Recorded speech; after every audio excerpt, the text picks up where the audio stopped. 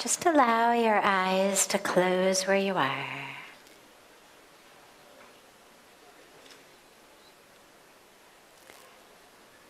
And allow yourself to draw your awareness, your focus, your attention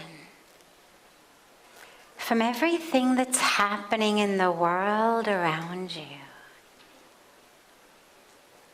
And just allow yourself to bring that awareness inward.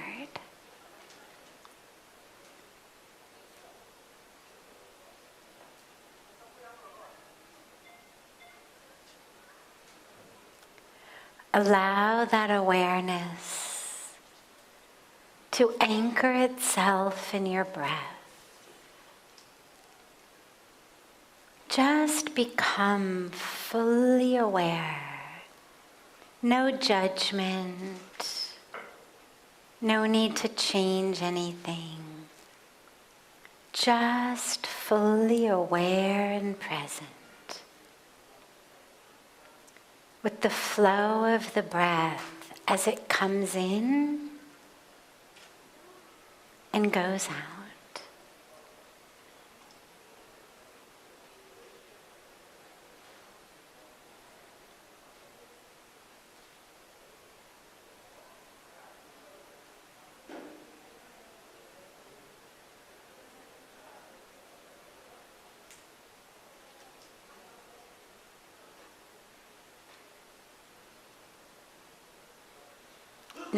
Nothing to do, nothing to fix, nothing to change, nothing to become, just awareness. Just be present and aware with that flow of the breath.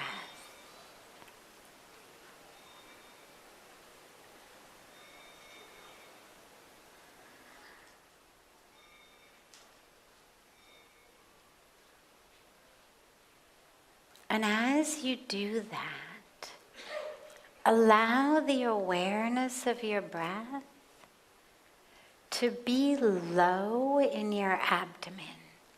Most of us breathe from high up in our chests. But instead of that, allow that awareness of your breath to come very low in your abdomen. Just about 2 inches below your navel. There's a very powerful energy center there. And in Sanskrit we call it the Swadhisthana chakra. You don't have to remember the name right now. But just allow your awareness of your breath to drop as low down in your abdomen as you can. And can you bring the awareness of the breath down to that spot just a couple inches below your belly button? And take your inhalations from there. And allow the exhalations to bring you deeper and deeper, dropping into that core center of your being.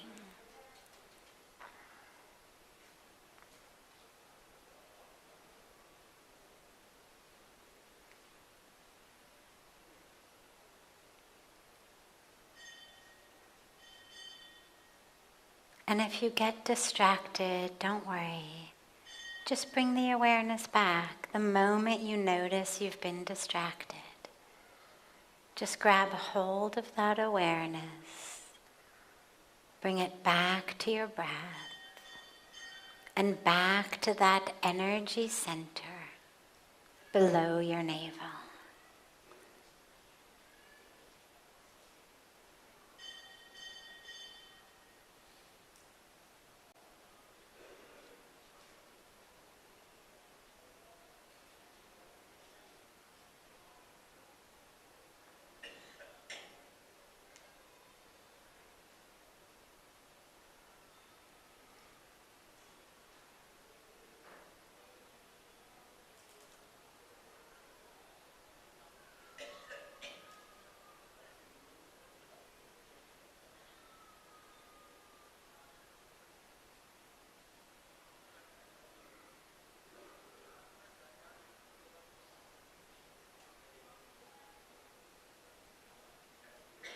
Bring your hands together in Namaste at chest level and just gently rub the palms of your hands against each other.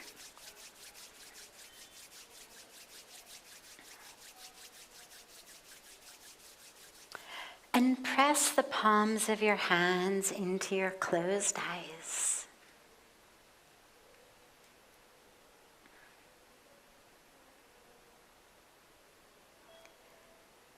Slowly and gently lower the hands and open your eyes.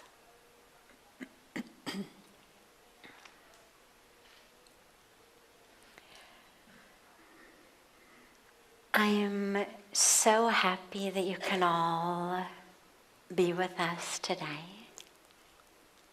So happy. So happy to hear about this beautiful program that you have and that we get to host it this year here in Uttarakhand. Uttarakhand is a land we speak of as Dev Bhumi, the land of the divine. We say Dev Bhumi. So you are here in this very, very sacred land, and Rishikesh particularly is a very sacred area. It's a land where for thousands and thousands and thousands of years, sages and rishis and saints and yogis have come. It's the land in which it's believed that yoga was birthed. We don't say created, but it was channeled and then given out to the world. It's the land in which the sage Vyasji, here high up in these mountains, spoke the Vedas, codified them. It's the land of so much deep, deep spiritual teaching and power. You're here as scientists, and that's fantastic. I have a background in science. I love science. And I thought, let's do this. We've got a little over half an hour, just about half an hour, a few minutes more. And I thought, let me share for just a few minutes with you about what I love of the overlap of science and spirituality, and where these two things that we think are so different are actually coming together. ये पीछे दरवाजा बंद रखिएगा है ना सारे? Where these two things are actually overlapping already, where there's never been the distinction that we thought there was, but also specifically how, as science gets more and more advanced, how it's actually coming closer and closer to spirituality, which is something that excites me. The place in which they overlap the most is in the power of the mind. For example, spirituality teaches us, as kind of a core basis of spirituality, that it's all in the mind, work on the mind. All of our spiritual teachings, from meditation to prayer to yoga, to chanting of mantras, to all of that which we do, is to purify our mind so that we can see clearly. In the Hindu tradition, what we call Sanatana Dharma, which means an eternal way of life, we don't think of it as a dogma, but we think of it as a dharma, a right way of living. In that tradition, we believe in original divinity. We believe that the very core of who we are is divine, is perfect, is whole, is infinite, is actually inextricable from existence itself. We say Sat, Chit, Anand. Sat means truth, or the highest truth, which is existence itself. Chit is consciousness, and Anand is bliss. So we believe that is actually the highest nature of ourself. We then get confused, we forget, we get wrapped up in ignorance and illusion and all of the stuff that comes with it that makes us think that we are our bodies. And when we think that we are our bodies, we suffer because obviously we're never as beautiful as we'd like to be.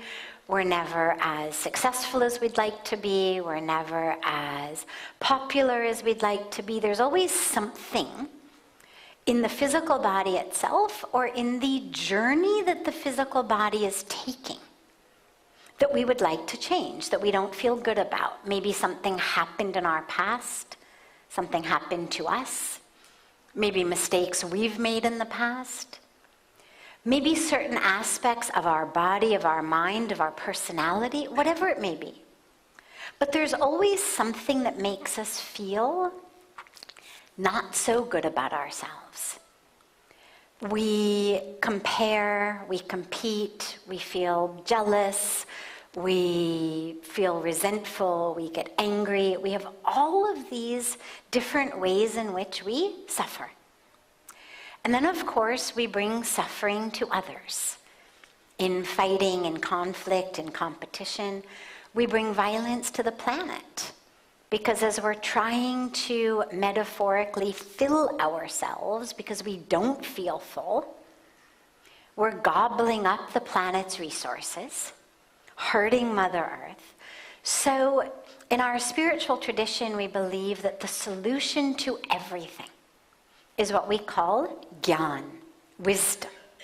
And that ultimate wisdom of enlightenment means remembering who you are, which is divine. So we believe that all of the problems are problems of the mind. That's the spiritual core. Now, when you think about aspects of science, I'll give you a couple of examples that have always been fun for me. So my science background was in neuropsychology. And one of the things that always fascinated me was the statistic that more than 50% of people who have a limb amputated, an arm amputated, a leg amputated, more than half of them have something that we call phantom limb pain, meaning they have excruciating pain, severe pain, in a limb that no longer exists. And whether it's been a week or a year since their operation, they cannot sleep, they cannot live, they cannot work, and of course no pain medicine works. And they are in this state of excruciating pain, more than half of them. Now, when you think about that for a minute, it's really interesting, because if I say to you, my arm hurts, okay, now I say, well, where's the problem? You're going to say your arm, obviously. If my arm hurts, the problem is the arm. My leg hurts. Where's the problem? My leg. But if my leg has been amputated and my leg still hurts, then where is the problem? The mind. And here's what's the last part of that's really fun with it. The treatment, the cure for phantom limb pain is not any medicine. As I said, the medicine actually doesn't work. Pain medicine does not work on them. What they discovered that works is literally a smoke and mirrors magic thing in which they actually block the cross-brain communication, and they literally convince the brain that the arm that was amputated, for example, let's say it was my right arm that was amputated. So they're gonna set me up in this smoke and mirrors contraption in a box so that my brain thinks that my right arm is here. It's actually my left arm, but it's been reflected through the mirrors to look like my right arm. And then somebody's going to come in and they're going to do something to it. And it convinces my brain. And it works. Now, I'm not talking about one person or two people or these random, esoteric, unusual ailments. More than half the people have pain in their mind. And the pain in their mind is fixed, not by something with the arm or the leg, but by tricking the mind into thinking that the arm that hurt them, that no longer exists even, has actually now been straightened out or massaged or had balm applied or whatever. My other favorite example is with recent quantum science. When I was studying science in school, we had Newtonian physics. And we were taught there are basically two things. There's matter and there's energy. There's particle and there's waves. And they are distinct. Here's what matter does. Here's what energy does. Slowly, they started to kind of backtrack on that and say, well, actually, sometimes particles act like waves and sometimes waves act like particles. And recently, there's something called the observer effect, which literally means it depends who's watching. The same thing can act like a particle or a wave based on is it being watched at all and who's watching. No, this is science. This is not spirituality. This is hardcore science. Depends who's watching. And you start to see the impact of how our spiritual teachers have said, your thoughts create your reality. This is Spirituality 101. Your thoughts create your reality. Careful what you think. And it's not just Hinduism. I remember seeing a board outside a church in the United States many years ago that said, watch your thoughts and you will see the future. Watch your thoughts and you'll see the future.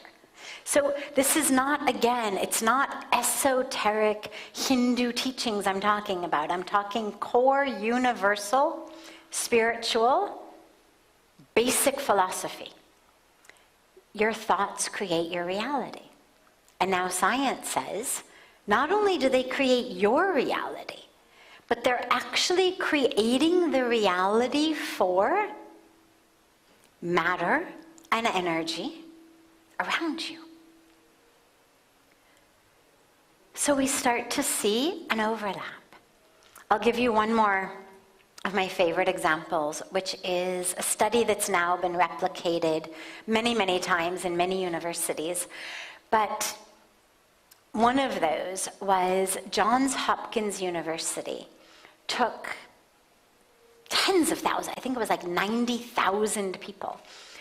And what they discovered over a very long longitudinal study, holding constant everything like diet and exercise and smoking and all of the things that we think contribute to health and longevity. They held all of that constant. And what they found is that people who regularly attend a house of worship, it doesn't matter if it's a mandir, a church, a synagogue, a mosque, a gurdwara, the tree in your backyard that you pray to, but people who regularly attend a place of worship were about 50% less likely to die of any cause during the course of the study. Any cause. Now, the researchers are yet, even after many, many years and many, many replications, to come up with a really robust theory around what this is. But spiritually, we know what it is. It's the power of divine connection. It's the power of faith. It's the power of realizing and recognizing that you're not just your body, that you're not your test scores, that you're not your ranking, that you're not your followers online, that you're not your bank account, that you're not those things, but that you are actually part of, inseparable from, the Creator and the creation. And that experience of oneness, that experience of connection, is actually that not only makes us happier, but actually keeps us healthier. So those are just a few of the science meets spirituality fun tidbits that I thought I would share with you. I'll take just a minute and give you also, I probably should have started with this, my very, very quick and abbreviated background so that we have time to go into questions and answers. I, as you probably can tell, was not born in India. I don't actually have Indian blood in me.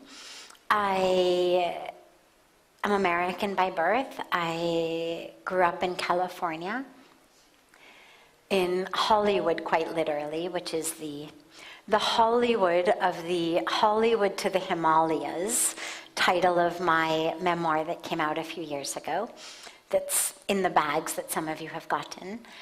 I came to India at the age of 25 as a science student.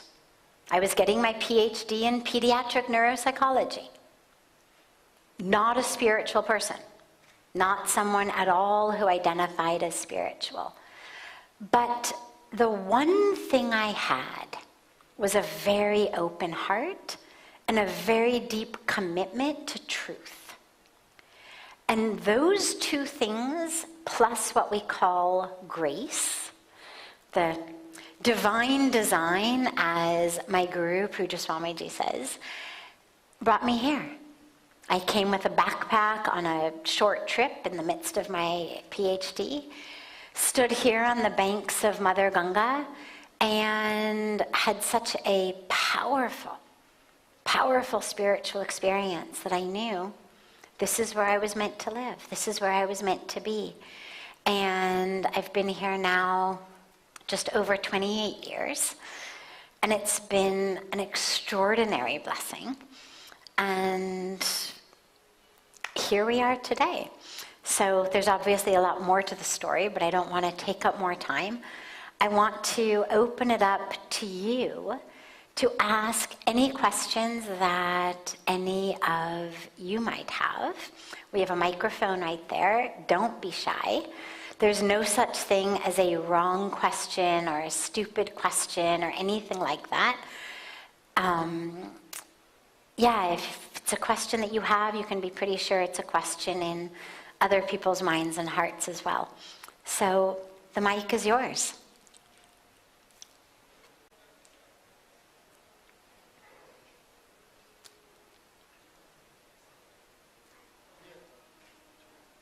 Yeah, just come up to the mic.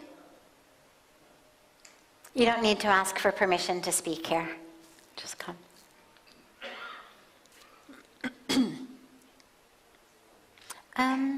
There might be a switch you have to turn.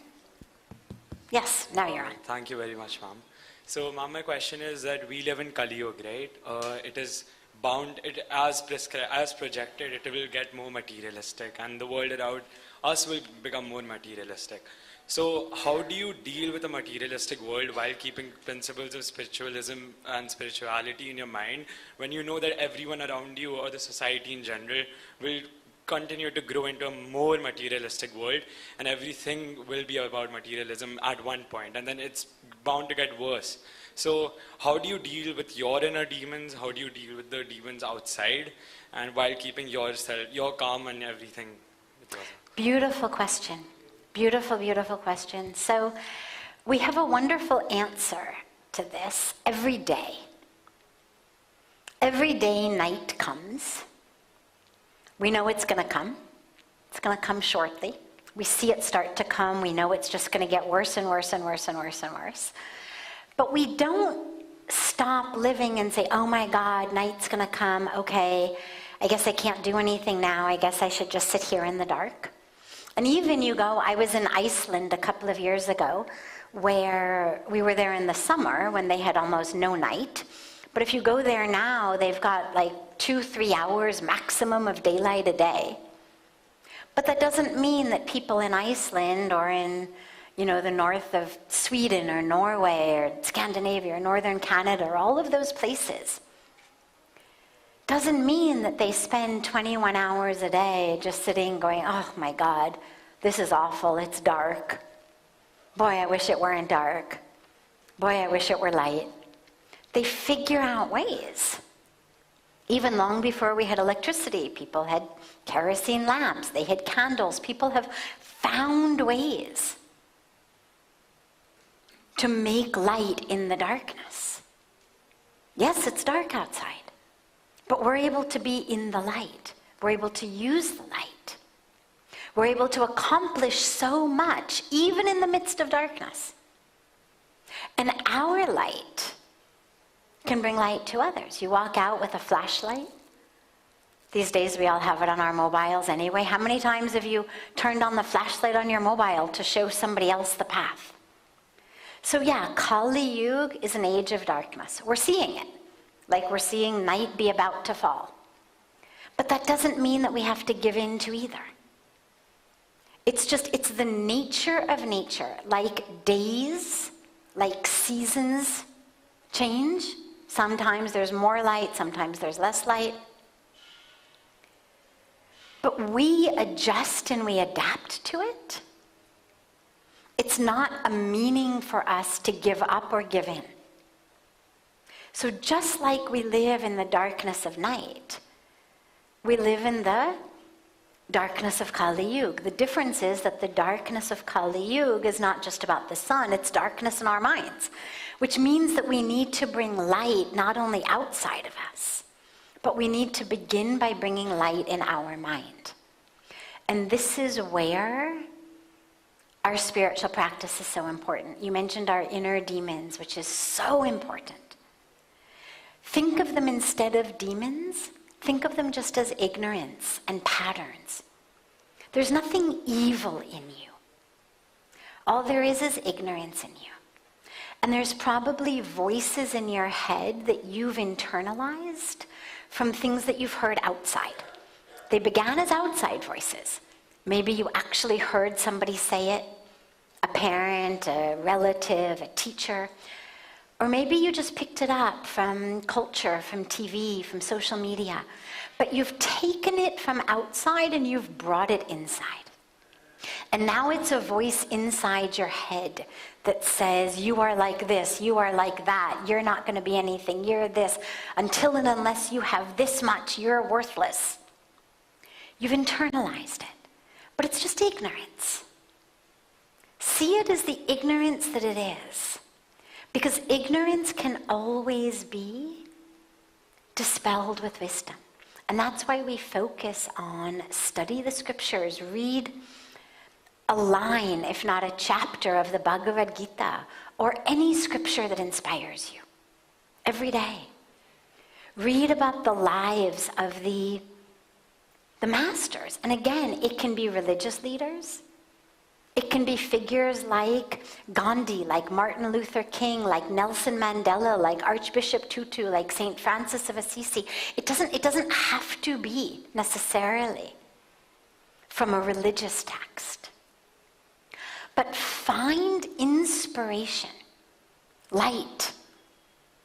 Because the light that they have is a light that will burn in you.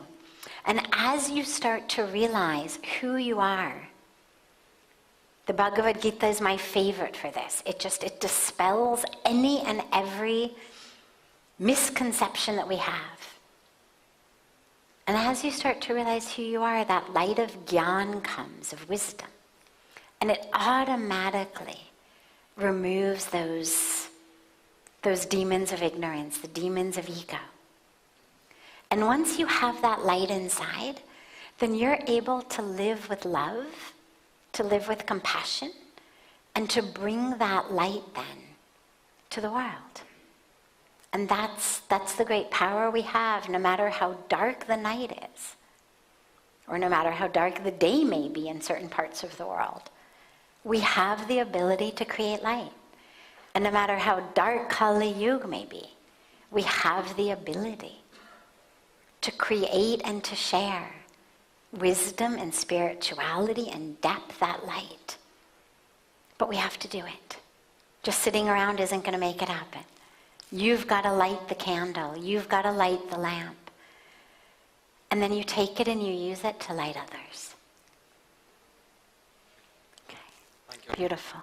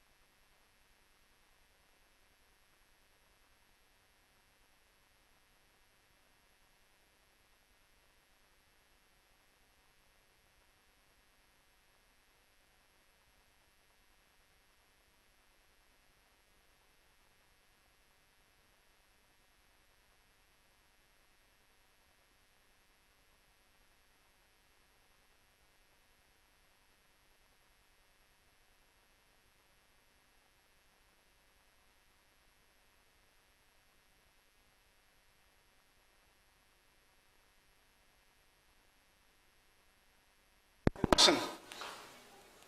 The deepest part of the ocean, pure darkness. Inside my body, pure darkness. So if God is omnipresent, is God there? Beautiful. ये बंद कर दीजिएगा अभी वो उसकी ये हो रहा है. Yeah. Thanks. Is God darkness or is God light? And if God is light, then what about all of these places of darkness? God is infinite. Absolutely infinite. There in your body, there in the depths of the ocean, there's a huge misconception that the Hindu tradition is a polytheistic religion, that we believe in many gods. But then when people start to learn a little bit more, they say, oh, it's a monotheistic religion, one God.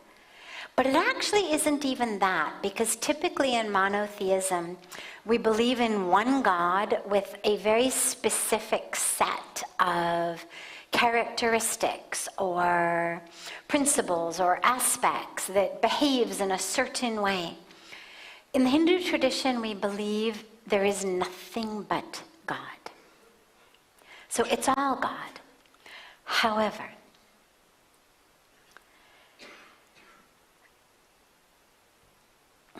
I'm trying to figure out how to do very, very deep Vedantic philosophy in 30 seconds.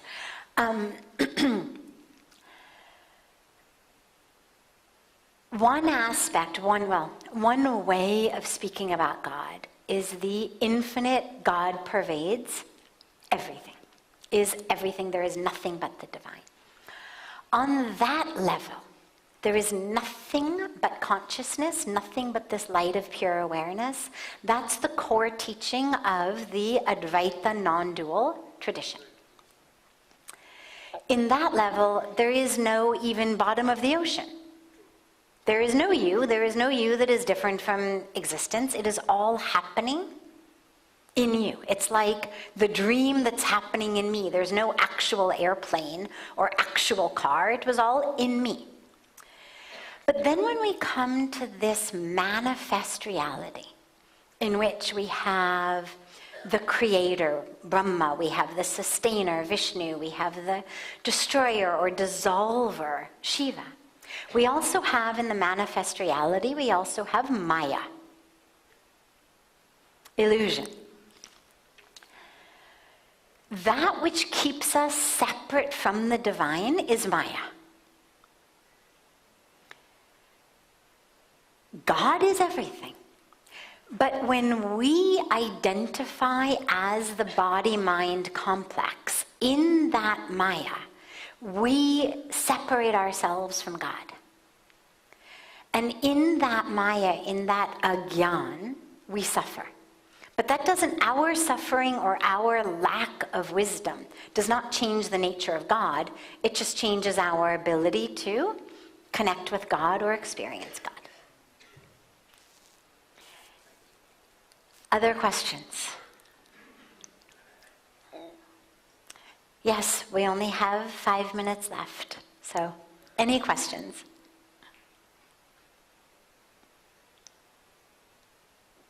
Yes, come. Just, there's a, come. In the back, the student, come. Just 1 second. Let's give the students a chance first, and then we'll come back. Actually, he's not a student. Okay, well, anyway.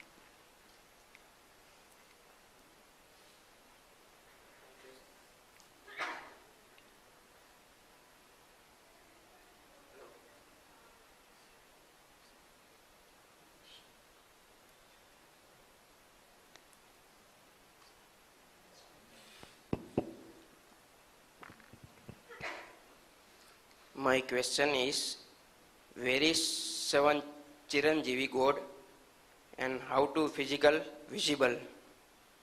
7 Chiranjeevi in Hindu religions. So I'm not going to go now. We have a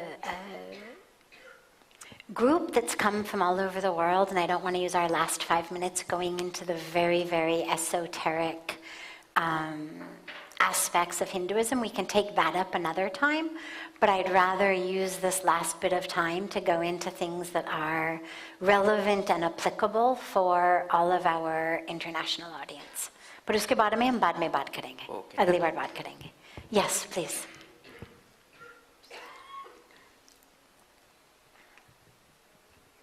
Ma'am, my question is in 2 parts. The first part is, do you believe in Indian Jyotish Shastra?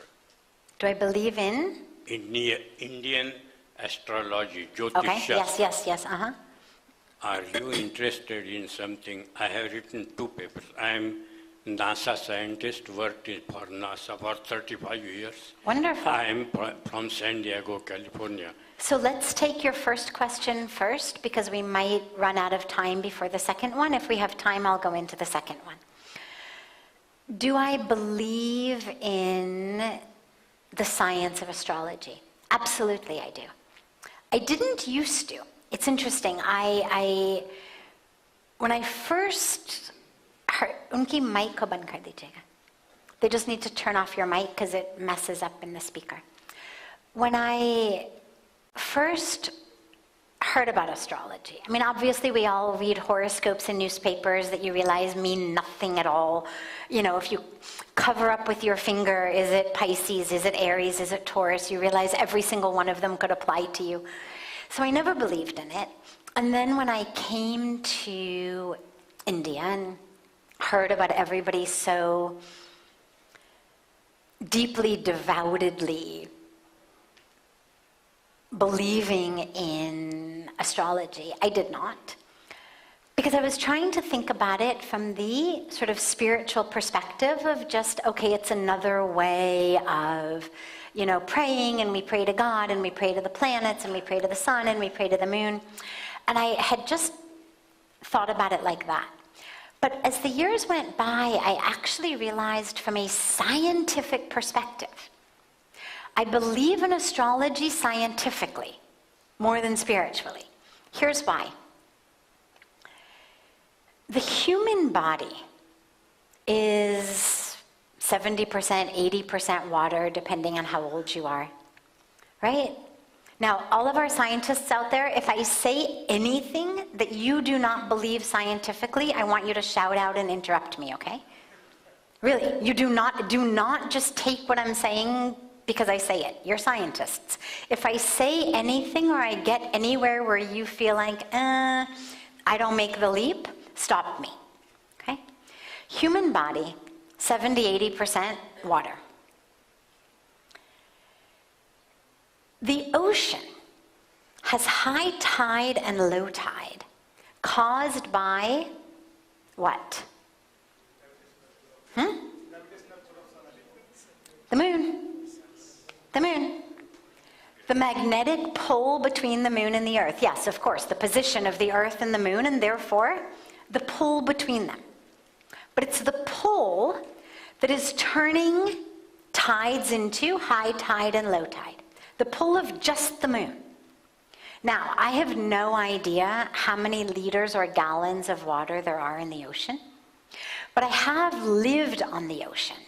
And I know that the difference between high tide and low tide is a huge difference.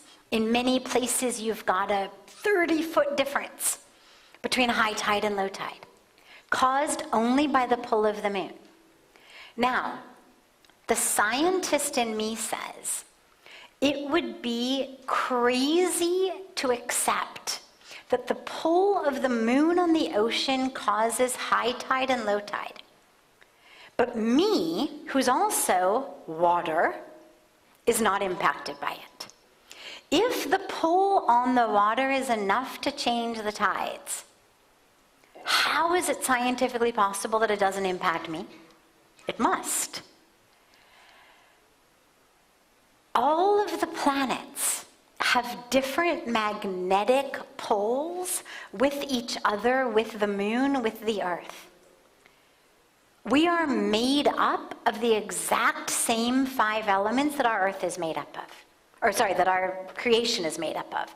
Earth, water, fire, air, ether, that's what we're made up of. And if the pole of the planets and the moon changes all of that, must change us. So I actually believe in astrology from that scientific perspective. Now, as I've said in satsang many times, that doesn't mean I believe in your horoscope in the newspaper. What I believe in is when really expert people take all of the details of your actual human incarnation. They take your birthplace, your birth time, they know all of that, and they use mathematical equations to know what is the difference of the pull of the moon on you versus you, or you this year versus you last year. Because just as it changes on the earth, so it changes on us, year by year, month by month, and it impacts differently. That pull of the moon has it's going to cause a different tide in the Atlantic Ocean, the Pacific Ocean, the Indian Ocean, the Mediterranean Sea. It's going to cause different impacts. So I believe in astrology because of that. I would love to go further, but we're actually a couple of minutes over time, so I'm going to... Did you have a quick question? Well, no, बस एक second, आपके पीछे एक लड़की है. I'm going to just let her ask a quick question, and yours will take later on because we really have to go. But she's come forward. Just come please. On Einstein, correlation between Einstein theory and Indian astrology. Wonderful. I would love to see it. Two papers. Wonderful. Wonderful. Do one thing. Tiffany, if she's here, can you connect with him, and she can take all of your details and get the copies of the papers for me. Wonderful. Thank you so much. Come. I want to ask that how to find peace and not let the negativities take over us. Great question. How do we find peace and not let negativity take over us? So we've spoken about how we are energetic beings, right? Now, energy, there's 2 different aspects of energy. We receive energy and we transmit energy, right? We do both.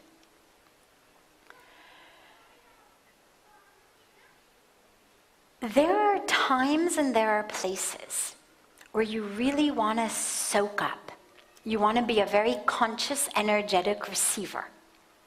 When you are around your loved ones, when you are in places that make you feel peaceful and happy and full, you want to consciously, at that time, go inside and say, turn on my receiver button.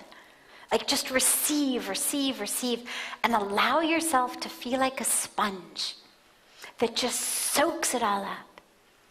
And then when you're going to go in places that you know are negative or be around people that you know are negative, consciously go inside and turn on the transmit button. So it's a very conscious shift between I am receiving now versus I am transmitting now. Now, obviously, we always do both. But we have a huge impact on whether we are consciously receiving or consciously transmitting. And if you're going to be in a negative place, turn on that transmitter button and ask yourself, I'm going in here. I'm going to go in as a transmitter of love and peace. I am not the karmic police. I am not in charge of who receives my love and peace.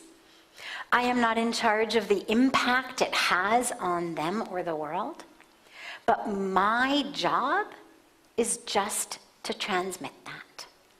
And there's a beautiful practice that I love, and I share it all the time, which is called the spiritual wetsuit.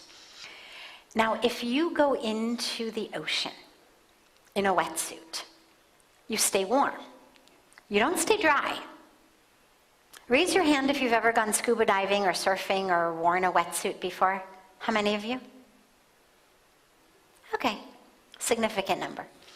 So a wetsuit keeps you warm but wet, because what it does is it allows a little bit of water inside, and your body heat warms up that water.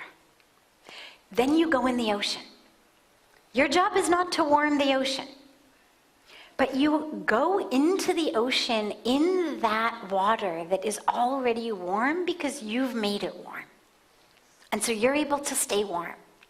In the same way, when you're going into negative places, I want you to very consciously and vividly picture yourself zipping up a spiritual wetsuit, and then take 2 or 3 minutes and just fill it with as much love and positivity and truth as you possibly can. Just allow all of the love of your heart in your heart to just flow into that wetsuit. And then you go into that negative place. And you are just transmitting into your wetsuit. If you've got a lot of extra energy, transmit into the world around you. But at least at the bare minimum, transmit into just your own wetsuit so that you stay full of that peace and that positivity. Okay?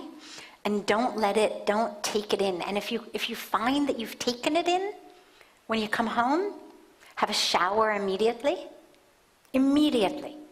And just allow yourself to wash it off. Just wash it off. Think of negativity like, dirt. I was at a big, beautiful event in Jodhpur yesterday, and they were blasting lots and lots and lots of fireworks. And I get it, it's beautiful, it was a wonderful event, and yet they're so full of pollutants and everything, and you feel it. And the minute I got into my room afterwards, I just had a big, long shower to get all of this smell and the smoke and everything off. In the same way, when you come in from negativity, just allow yourself to wash it off. Know that it doesn't belong to you. You've just picked it up. Like, I'm not smoky. I just happen to be in a smoky place. So you wash it off. And do the same thing, okay? And come back to who you are. Beautiful.